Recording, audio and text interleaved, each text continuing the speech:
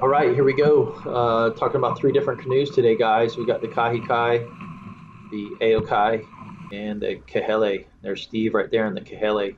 Steve's been paddling about 3 years, all outrigger. He has a triathlon background. There's Barry, SUP for about 5 years, and outrigger for 3.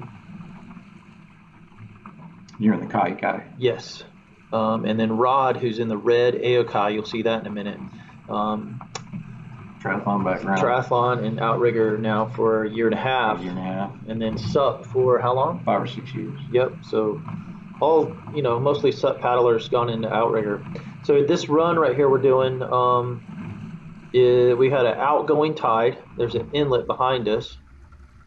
And we have northeast wind. So tide and winds are in opposite directions, which made for good bumps.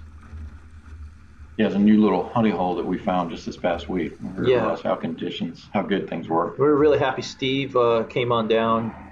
We're glad the conditions were good because he made a little bit of a drive.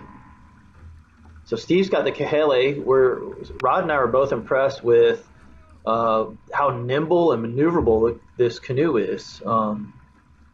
It's 19 feet 3 inches in length with a 19-foot water line.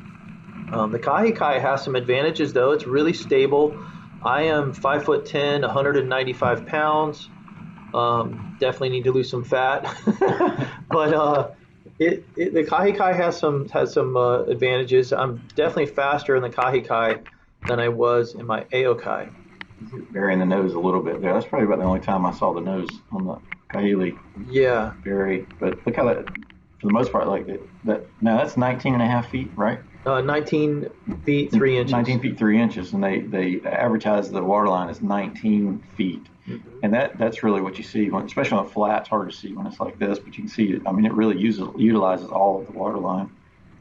Yeah, Steve's impressed the heck out of me. He's only been paddling outrigger for 3 years, and most of that's been in the 6-man, and he is killing it. The dude's just so fit. He is very fit. That triathlon engine is something else.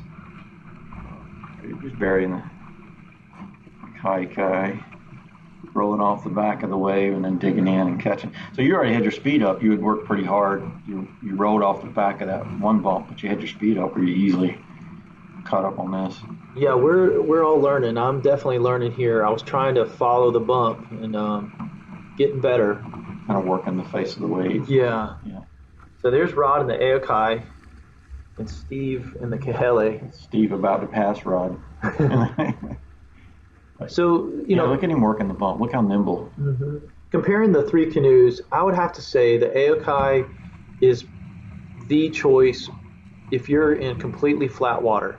I remember in a flat water race, I could get the Ehukai up to speed and go fast, especially if it was a race under 6 miles, or especially if it's flat water.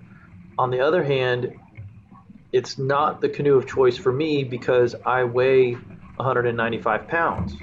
So the Ehukai is probably best for 150 and below. 150 down. I think Johnny says 145 and down is what he recommends. And that'd be in bumps. I think it's a great choice if you weigh more than that for flat water. Yeah.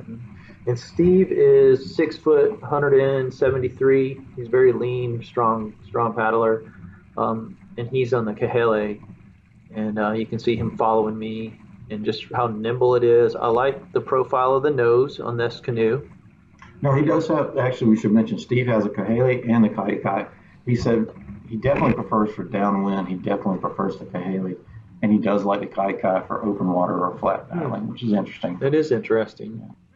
Okay, in summary, all three of us had big smiles. All three canoes worked great in these conditions. We all agree that the Kahele gets the nod today. Based on today's conditions. Absolutely. I think the final word is you need an outrigger canoe. Yeah. These things are just a blast. Downwind machines.